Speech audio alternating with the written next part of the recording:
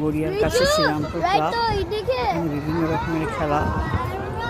বিভিন্ন রকমের খেলা সুইমিং থেকে শুরু করে সব রকম খেলা হয়। সেই ক্লাবের পুজো দারুণ করেছে, পুরো পুজোটা বিশাল মাঠের মধ্যে।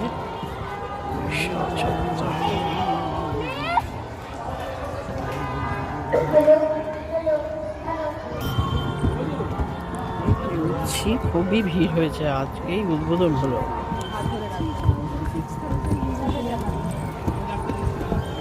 দেখো প্যান্ডেলের সব কাজ। অর্জুন বলতে হবে তো